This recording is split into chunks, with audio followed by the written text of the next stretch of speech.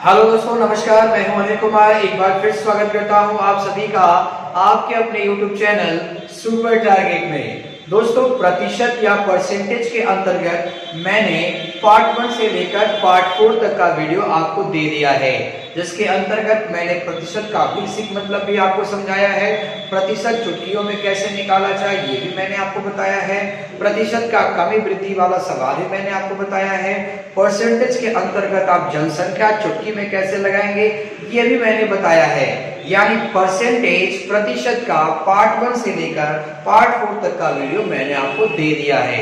उम्मीद और आशा करता हूं कि आपने उन चारों वीडियो को, उन चारों टॉपिक्स को बहुत ही अच्छे से पढ़ा होगा और उनसे आपका कॉन्सेप्ट डाउट दूर हो गया होगा।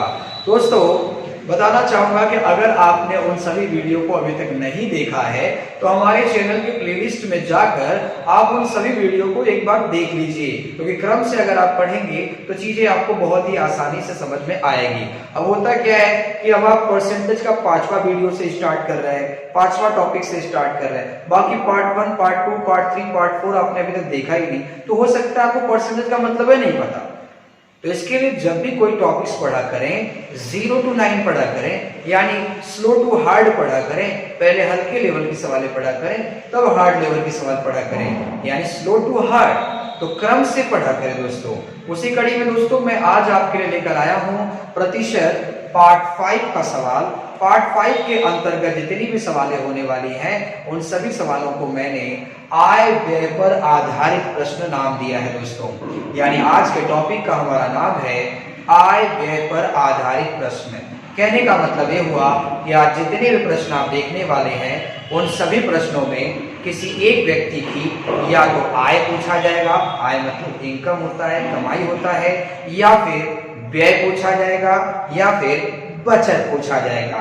यानी आज के टॉपिक में आपसे 3 में से कोई भी चीज पूछ सकता है, आय, व्यय, बचत। तो दोस्तों, वीडियो के साथ अंत तक बने रहिएगा, क्योंकि ये टॉपिक आपके एग्जाम में जरूर पूछा जाएगा। दोस्तों, आय व्यय के सवालों को आप लगाने के लिए कैसे लगाएंगे, कभी सोचा है आपने? जल्दी से कैसे लगाएंगे इसे आप बताना चाहूंगा कि अगर आप आय व्यय के सवाल को बहुत ही जल्दी से लगाना चाहते हैं तो जरा एक बात सोचिए कि इंसान कमाता एक जगह से है और खर्चा अनेक जगह पर करता है। यानी कि सबसे पहले इनकम आएगा, सबसे पहले कमाई आएगी, और उसी कमाई में व्यय होगा, व्यय मतलब खर्च होगा। अब खर्च करने के बाद अगर कुछ कैश हाथ में आया तब जाके उसे क्या करेंगे, बचत करेंगे। यानी कमाई एक जगह से और काम 2 जगह, कुछ खर्चा किया, कुछ बचाया, यानी खर्च और बचत जब मिला देंगे तो कमाई होगा। तो कमाई में हम 2 काम कर रहे हैं, तो खर्चा कर रहे हैं और एक बचत कर रहे हैं। तो आज के सवालों में इन्हीं तीनों में से कोई एक चीज आपसे पूछा जाएगा, तो लगाएंगे कैसे? तो दोस्तों, चाहे आय पूछे, चाहे व्यय पूछे, चाहे बचत पूछे, सबसे पहले आप आय लिखें। आय अगर पता है आपको, मतलब बंदा कितना कमाता है ये अगर पता है आपको, तब तो ठीक है, नकल मार के यहाँ पर लिख दीजिए 5,000 कमाता है, 10,000 कमाता है, 40,000 कमाता है, जो भी कमाता है वो आप लिख दो। लेकिन अगर आय दिया ही नहीं, आय अगर पूछ रहा है तो घबराने की बात नहीं है। आय अगर पूछेगा तब भी आय ही पहले लिखूंगा, यहाँ एक्स मान दो, ठीक है।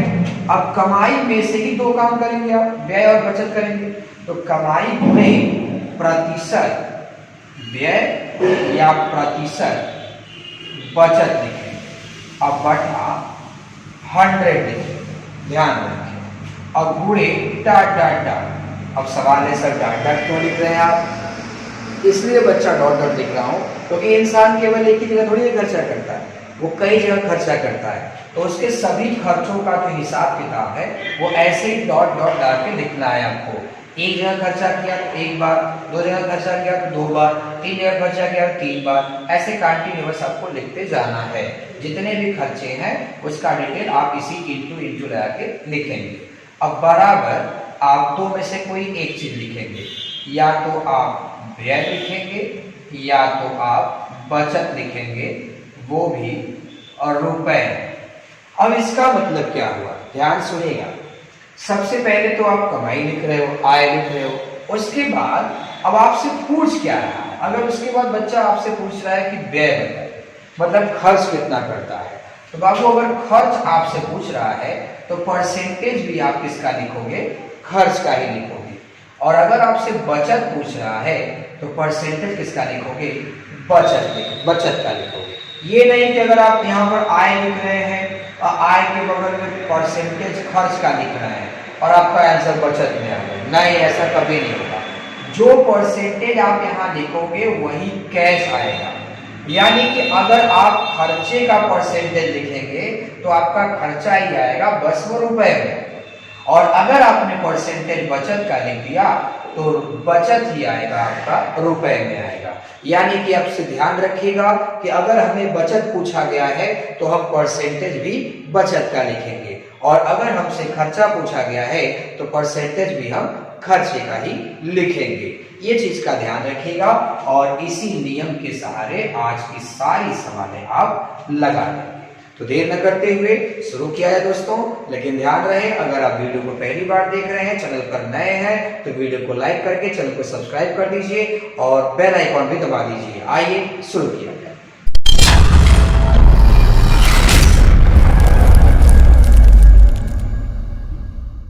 आइए दोस्तों, अगर आप आय व्यय और बचत का एक अच्छे से मतलब समझना चाहते हैं कि आखिरकार कैसे निकलता है आय, कैसे निकलता है बचत, कैसे निकलता है व्यय, तो उसके मैं कुछ सवाल आपके सामने रख रहा हूं। उन सवालों के माध्यम से आप समझने का प्रयास करिए। स्क्रीन पर पहला प्रश्न भी आ चुका है। प्रश्न है, मोहन का मासिक आय 8,000 रुपया है। यदि वह 30% शिक्षा पर, शेष का 20% भोजन पर व्यय करे तो उसका मासिक बचत कितना रुपया है। बचत पूछा गया है तो मैंने आपसे क्या कहा था, वीडियो के शुरू में ही कहा था कि आय पूछे, बचत पूछे, व्यय पूछे, इन तीन में कुछ भी पूछे सबसे पहले आप आय लिखेंगे, मतलब वो एक महीने में कमाता कितना है। तो एक महीने की कमाई कितना है, 8,000, तो तुरंत आप लिख लेंगे 8,000। गुणे का चिन्ह ऊपर देखिए बॉक्स में मैंने फॉर्मूला भी लिख के रखा हुआ है। सबसे पहले आय लिख लीजिए, गुणे लगाएंगे, फिर परसेंटेज बचत या परसेंटेज व्यय, मतलब क्या लिखूं यहाँ पर, खर्चे का परसेंटेज लिखूं कि बचत का परसेंटेज लिखूं, वो डिपेंड करता है कि पूछा क्या गया है। तो पूछा गया है बचत, तो दोस्त अगर बचत पूछा गया है तो परसेंटेज भी बचत का ही लिखिएगा। तो यहाँ पर लिखा है 30% शिक्षा पर, शेष का 20% भोजन पर खर्च कर दिया, तो ये तो परसेंटेज खर्चे का ना है, हमको तो बचत चाहिए। तो लगाइए दिमाग कि 30% अगर खर्चा कर दिया तो बचत कितना होगा, 70%। 100% में 30% खर्च तो बचत कितना आ गया, 70%। तो 70 लिखिएगा, 70/100। डॉट डॉट का मतलब अगर और भी खर्च या बचत हुए हैं तो गुणे लगा के आगे काटिए और लिखते जाइए। लिखा है ना शेष का, शेष जब भी आएगा शब्द दिमाग में रखना, जब भी 2 खर्चों, 3 खर्चों, 4 खर्चों के बीच में अगर शेष लिखा होगा तो आपको हर खर्चे को 100 में से घटाना होगा। इस लाइन को हल्के मत लीजिएगा, एक बार फिर से बता रहा हूं कि जब भी 2 या 3 खर्चों के बीच में शेष लिखा होगा तो हर खर्चे को 100 में घटा के लिखना होगा, पक्का पक्का माइंडेड जी। तो शेष का 20% भोजन पर खर्च किया तो बचाया कितना, 80/100 बराबर क्या आएगा, बचत है। फिर आपने परसेंटेज बचत का लिखा हुआ है, देखिए 00 कट हो गया, 00 और कट हो गया, 8 का 8 में गुणा करो कितना आएगा, 64। 64 गुणे 7, ध्यान रखना एक 0 है, बाद में लगा दूंगा।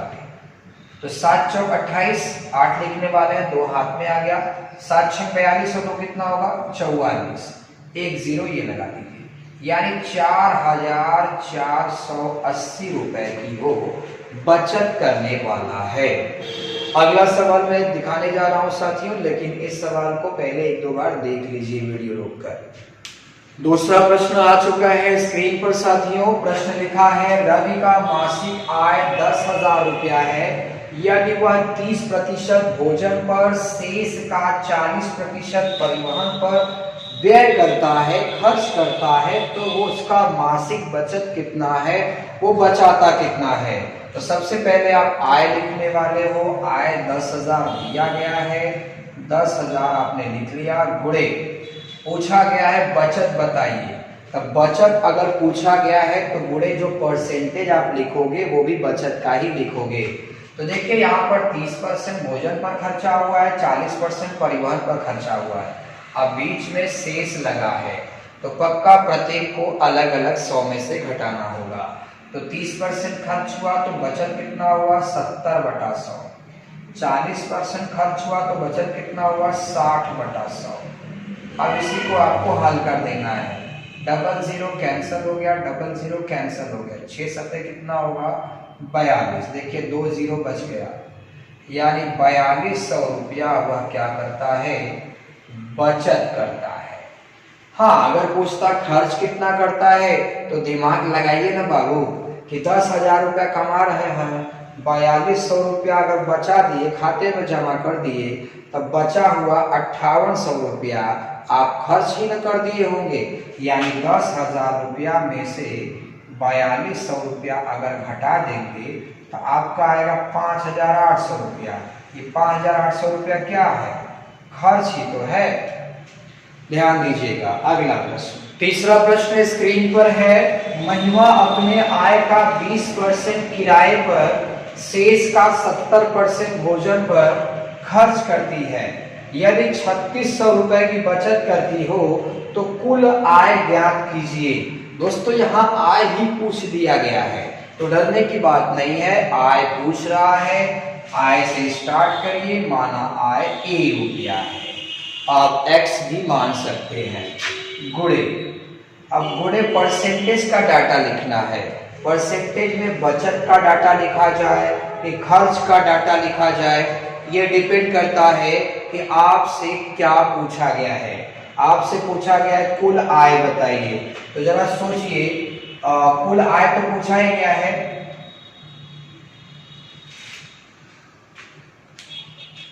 आइए दोस्तों, तीसरा प्रश्न भी स्क्रीन पर आ चुका है। प्रश्न है, महिमा अपने आय का 20% किराए पर, शेष का 70% भोजन पर खर्च करती है। यदि वह 3600 रुपए की बचत करती है तो कुल आय ज्ञात कीजिए। आय पूछा है, आय से स्टार्ट ही करना है, वही आय पूछ दिया है। तो बस यहाँ पे x या y मान लीजिए, मैंने a मान लिया, गुणे का चिन्ह लगाइए। परसेंटेज बचत का लिखना है कि खर्च का लिखना है, ये डिपेंड करता है कि दाहिने साइड क्या लिखना है। तो दाहिने साइड बचत लिखना है कि व्यय लिखना है रुपए में। देखिए लिखा है ना 3600 रुपए की बचत करती है, तो ये बचत मुझे यहाँ लिखना होगा। अगर मैं दाहिने साइड बचत लिख रहा हूँ तो लेफ्ट साइड भी बचत ही लिखूंगा, वो कोई परसेंटेज का। अभी देखिए 20% खर्च किया, 70% खर्च किया, खर्चों के बीच में शेष भी आ गया है, तो 100 में से घटना तय है। तो 20% खर्च तो 80/100 गुणे 70% खर्च तो 30/100 बराबर बचत कितना लिखेंगे, 3600 लिखेंगे। इसी को हल कर दीजिए। देखिए अगर आप 0 0 काट देते हैं, ये भी 0 काट देते हैं, तो 3 से काटिए 12, यानी आ गया 12। 15 8 120 होता है दोस्तों, 8 से काटेंगे तो ये कट जाएगा 150 लाख। 10 दहा में 100 होता है, 100 का 1.5 गुणा कर देंगे, यानी 150 गुणे 100, यानी कि 15,000 रुपया महिमा की इनकम थी एक महीने की। ध्यान दें, ये मैंने कैसे काटा है ध्यान दीजिएगा। आप चाहे तो और भी आसान तरीके से काट सकते हैं। आप चाहे तो ऐसे भी काट सकते थे, a गुणे 80/100 लिखा है, गुणे 30/100 लिखा है, और बराबर 3600 लिखा है। एक तो ये मैंने हल करके दिखाया, 3600 और 15,000 आ गया। दूसरे तरीके से भी आप काट सकते हैं, कैसे बता रहा हूँ ध्यान दीजिएगा। जैसे मान लीजिए आप ऐसे काट दिए, 8 3 का कितना होता है 24, ठीक है, गुणा हो गया। तो 12 का भाड़ा पढ़िए, 12 गुना 24, 12 तिया 36, 300 हो गया। 2 से और काट दीजिए, 150 आ गया, 10 दहा में 100, यानी a गुणे a बराबर 100 गुणे 150, यानी आपका आंसर आ जाएगा 15,000। वो काटना आपके ऊपर डिपेंड करता है कि आप किस तरीके से काटते हैं। दो दो से भी काट सकते हैं आप। ध्यान दीजिए एक बार कैसे हल किया गया, कैसे लगा सवाल। चौथा सवाल कुछ ही पलों में आपके सामने आ जाएगा। आइए दोस्तों, चौथा प्रश्न आ चुका है स्क्रीन पर। आप देख पा रहे होंगे मोहन अपने आय का 5% भाड़ा में, मतलब गाड़ी भाड़ा, मकान भाड़ा, कई तरह का भाड़ा होता है, भाड़े में खर्च कर दिया। शेष का 20% राशन में खर्च कर दिया, यानी भोजन में खर्च कर दिया। यदि वह अंत में 1919 रुपए की बचत किया हो तो आय कितना था, मतलब उसका कमाई कितना था। तो कमाई ₹1 मान लिया आपने, 5% खर्च किया तो बचाया 95/100। खर्चों के बीच में शेष लगा है, यानी प्रत्येक खर्चे 100 में से घटेंगे, 80/100 लिखा है ना। 20% राशन पे खर्च किया, बराबर बचाया कितना, 1919 रुपया। अब धीरे धीरे इसी को हल कर दीजिए।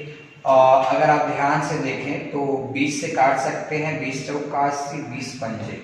20 से काटेंगे तो 20 चौका 80, 20 पंजे 100।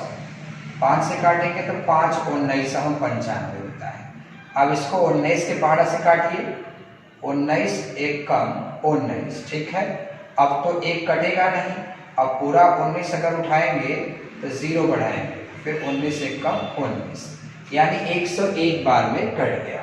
बस 4 से तो कटने वाला नहीं है, 4 से इधर काट दीजिए 25 बार में, यानी a बराबर 25 का 101 में गुणा कर दीजिए, 25 गुणे 101। 25 एक कम 25 के 5, 25 का 0 गुणा करेंगे 0 आ जाएगा, 2 आ गया, 25 एक कम 25, यानी आपका आंसर होगा 2525 रुपया। एक बार देख लीजिएगा मैंने कैसे इसे काटा है, ध्यान से देखिए। 19/100 है, 95/100 है, 80/100 है। मैंने क्या किया, 20 चौका 80 किया, 20 पंजा 100 किया, फिर 5 से काट दिया 95 को 19 बार में, और 19 इसको काट सकता है 101 बार में, ठीक है। 4 से काटा मैंने 25 बार में, 25 का इसमें तिरछा गुणा कर दिया, आ गया 2525 रुपया। यानी मोहन का जो एक महीने का कमाई है वो 2525 रुपया है। अगला प्रश्न, पांचवा सवाल आप स्क्रीन पर देख लीजिए, आ चुका है। ए अपने मासिक वेतन का 20% बचाता है। यदि वही ए जो बंदा था वो उसका मासिक व्यय 6000 रुपया रहा हो तो मासिक बचत कितना था। सवाल को अगर मैं डिटेल में समझाऊं तो कोई बंदा ए है जो अपने कमाई में से 20% बचा देता है और 6000 रुपए खर्च कर देता है, तो वो कितना रुपए बचाता है बताइए। तो बहुत आसान है साथियों, इसको आप इस सूत्र पे क्यों लगा रहे हैं, तो इतना आसान है कि चुटकी में लग जाएगा। कॉमन सेंस लगाइए। आप परसेंटेज पढ़ रहे हैं, परसेंटेज का 5वां पार्ट पढ़ रहे हैं आप, तो इसके पहले मैंने पार्ट 1 में आपको पार्ट 2 और पार्ट 3 में भी काफी कुछ सिखाया था मैंने, और मैंने बताया था कि टोटल को आप हमेशा 100% माना करें, ठीक है। अब अगर 100% अगर उसकी कमाई थी जिसमें 20% वो बचा, यानी बचत हो गया, तो अब आप ही सोचिए कि 100% के कमाई में से अगर 20% वो बचाएगा तो खर्चा कितना किया होगा, 80% का खर्चा किया होगा। तो 80% खर्चा किया तो रुपए में कितना खर्चा किया, 6000 रुपया, यानी ये 80% कितने के बराबर होगा, 6000 रुपए के बराबर होगा। तो 80% में अगर 6000 रुपया तो 1% में कितना, 6000/80। अब इसे हल मत करिए, क्या करेंगे हल करके, 1% की वैल्यू पूछ रहे हैं क्या आपसे, आपसे पूछ रहे हैं बचाता कितना है। तब बचाता तब 20% है, तो 1% में इतना, तो 20% में कितना, गुणे 20 कर दीजिए।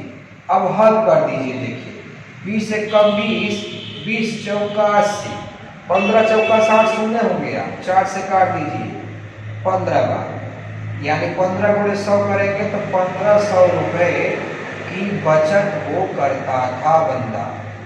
आ गया आंसर। हाँ, अगर आपके दिमाग में चल रहा है सर तो कमाता कितना था, अरे कमाता 100% था। हाँ, कैश में जानना कितना कमाता था, तो 1% में कितना निकाले हैं आप, 6000/80। तो अब 100% का निकाल दीजिए, इसी को हल कर दीजिए।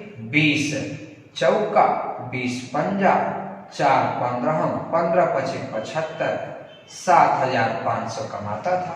और वैसे भी कॉमन सेंस था यार कि 6,000 रुपया खर्च किया, 1,500 रुपया बचा दिया, यानी 7,500 रुपया ना एक महीने का उसके खिस्सा में आता रहा होगा। अगला सवाल दिखाता हूं मैं आपको। और हाँ, वीडियो छोड़कर जाइए मत बाबू, ये मत सोचिए कि बस बस बस आ गया आए हुए इतना ही नहीं है। अभी देखिए अगला सवाल कितना चटपटा होता है। आइए दोस्तों, छठा प्रश्न स्क्रीन पर आ चुका है।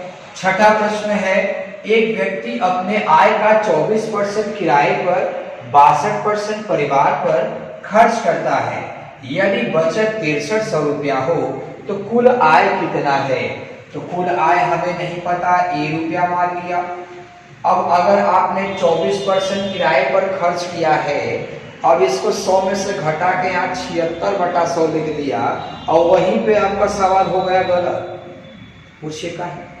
अरे ध्यान से पढ़िए बाबू, आपको क्या लग रहा है कि वह सवालिया है? ध्यान से पढ़िए कि अपने आय का 24% किराए पर कामा 62% परिवार पर खर्च किया। क्या कहे थे इसके पीछे कि जब 2 खर्चा, 3 खर्चा, 4 खर्चा, यानी कितना भी खर्चा के बीच में अगर शेष लगा है तभी प्रत्येक को 100 में से घटाइएगा। तो अब इस 24% खर्चा और 62% खर्चा के बीच में शेष लिखा है क्या? नहीं लिखा है। तब क्या करेंगे? तब घबराइए नहीं, पहले गोलिया लीजिए कि कुल टोटल खर्चा हुआ कितना। तो 24% खर्चा हुआ प्लस 62% खर्चा हुआ, यानी टोटल खर्चा हुआ कितना? 4 2 6 6 2 8, यानी कि 86% खर्चा हो गया। तो जब 86% खर्चा हुआ तो बचत कितना होगा? और 100 में से 86 कम कर दीजिए। 100 में अगर 86 कम कर दें तो 14% खर्चा होगा, 14% बचत होगा, क्योंकि 86% खर्चा तो 14% बचत। अब मैं यहाँ 86 लिखूं कि 14 लिखूं, ये डिपेंड करता है कि राइट साइड में क्या लिखना है। 6300 रुपए की बचत करता है, यानी राइट साइड में बचत लिखना है, तो लेफ्ट साइड में भी बचत ही लिखूंगा। तो बचत कितना लिखूंगा? 14/100 बराबर 6300। अब इसी को हल कर दीजिए। 7 का पहाड़ा पढ़िए। 7 दूना 14, 7 9 63, 900 हो गया। 2 से इसको काट सकते हैं, 50 बार में तिरछा गुणा कर दीजिए। 9 बचे 45 हो गया, 1 0 2 0 3 0, यानी कि उस इंसान की एक महीने की कमाई कितनी थी? 45,000 रुपया। एक बार बहुत ही अच्छे से देख लीजिए मैंने क्यों ऐसे जोड़ के घटाया, क्योंकि दोस्तों खर्चों के बीच में शेष नहीं लिखा था। अगर इन्हीं खर्चों के बीच में शेष लिखा होता ना तो 24% को भी अलग से 100 में घटा के लिखता, 62% को भी अलग से 100 में घटा के लिखता, तब बराबर जाके 6300 लिखता मैंने। लेकिन ऐसा मैंने नहीं किया क्योंकि इनके बीच में शेष नहीं लगा था।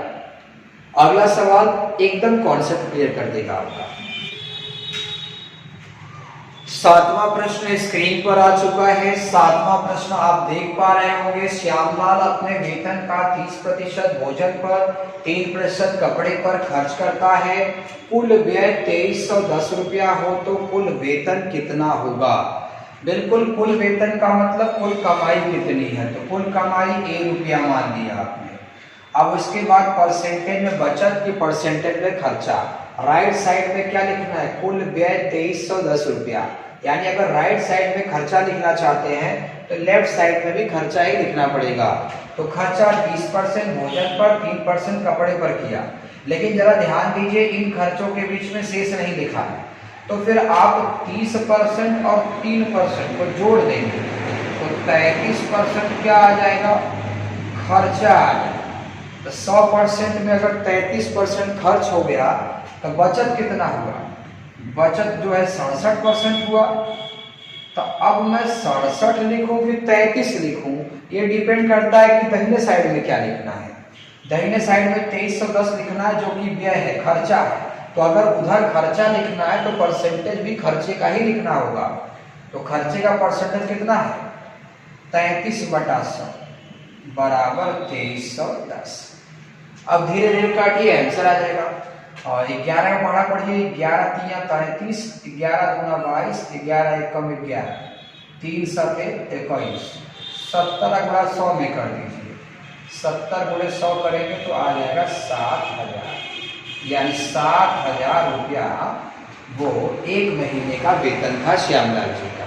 ध्यान दीजिए, बहुत ही अच्छे से ध्यान दीजिए कैसे लगा है ये सवाल, क्यों जोड़ा गया है 33%, क्यों घटाया गया 67, क्यों 33 लिखा गया 67 क्यों नहीं लिखा गया, कब 67 लिखा जाएगा, कब 33 नहीं लिखा जाएगा, ये सारी चीजें आप पहले समझ लीजिए बढ़िया से, उसके बाद ही अगला सवाल आप देखिए। आइए दोस्तों, आज के टॉपिक का अंतिम प्रश्न देख लिया जाए। प्रश्न लिखा है, श्याम के व्यय और बचत 3 संबंधी 2 के अनुपात में है। आय में 10% की वृद्धि तथा व्यय में भी 12% की वृद्धि हो जाए तो बचत में कितने प्रतिशत की वृद्धि हो जाएगी। हालांकि सवाल थोड़ा सा अलग दिख रहा है, लेकिन अगर सूझबूझ से लगाया जाए तो आसानी से लग जाएगा। ध्यान दीजिए, कह रहा है श्याम का व्यय बचत 3:2 के अनुपात में है। तो पहले मैं 3 चीज लिख देता हूं, ध्यान दीजिएगा, मैं लिख देता हूं व्यय, बचत, और जानते ही आप कि इंसान एक जगह से कमाता है और खर्च और बचत तभी कर पाता है, तो ये दोनों तभी हो पाया होगा जब ये श्याम कहीं से कमाता होगा, यानी आय भी आप लिख ही दीजिए। तो जरा सोचिए, कह रहा श्याम के व्यय और बचत में 3 संबंधी 2 का अनुपात है, यानी 3 हिस्सा अगर खर्च करता है, 2 हिस्सा बचाता था, यानी कमाता था 5 हिस्सा। तो यह अनुपात में दिया है, तो इसे 100% अगर मान के चलेंगे तो आप सैकड़ा में ले लीजिए कि व्यय है 300, बचत है 200, तो कमाई कितना हो गया 500। अब कह रहा है आय में 10% की वृद्धि कर दी जाए, यानी कमाई 10% बढ़ा दी जाए। तो ये जो था ये पुराना डिटेल था। अब कुछ नया डिटेल आने वाला है परिवर्तन के बाद। तो नया परिवर्तन के बाद क्या आने वाला है कि आय में 10% वृद्धि हो गया।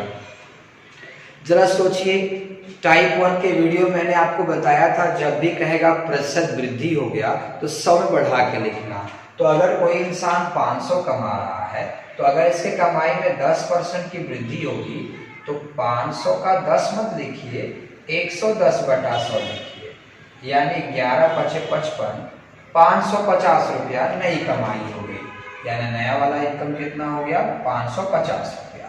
ठीक है, व्यय में 12% की वृद्धि हो गई, तो व्यय कितना था 300 रुपया, 12% बढ़ गया यानी 112/100, 00 कैंसल, 3 से गुणा कर देंगे, 336 रुपया हो गया, यानी कि उसका व्यय कितना हो गया 336 रुपया। ठीक है, अब जरा सोचिए, कमाता था 550, खर्चा किया 336, तो बचाया कितना, तो 550 में से 336 घटा दीजिए, 10 में से 6 जाएगा 4, 4 में से 3 जाएगा 1, 5 में से 3 चला गया तो 214 रुपया, यानी 214 रुपया वो बचाता है। तो सवाल में पूछा है कि बचत में कितने प्रतिशत की वृद्धि होगी।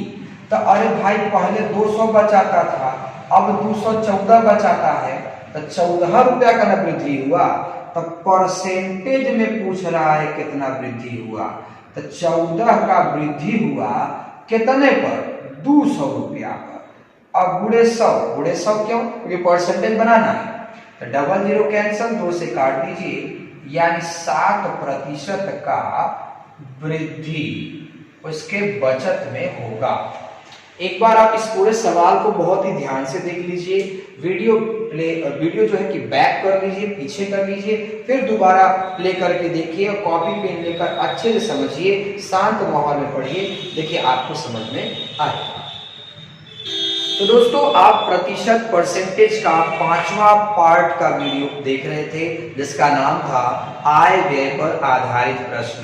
यानी आज आपने इस वीडियो के माध्यम से सीखा कि कैसे आप चुटकियों में आय निकालेंगे, व्यय निकालेंगे और बचत निकालेंगे। तो दोस्तों, अगर आज का टॉपिक और आज का वीडियो अगर आपको पसंद आया है तो वीडियो को लाइक कर दीजिए और हमारे वीडियो को अपने दूर दूर तक के दोस्तों में शेयर कर दीजिए। दोस्तों, अगर आप हमारे चैनल पर नए हैं तो वीडियो को लाइक करके चैनल को सब्सक्राइब कर दीजिए और बेल आइकॉन भी दबा दीजिए, नहीं तो हमारे आने वाले लेटेस्ट वीडियो का नोटिफिकेशन आपको नहीं मिल पाएगा। मुलाकात फिर होगी एक नए वीडियो के साथ, तब तक के लिए नमस्कार।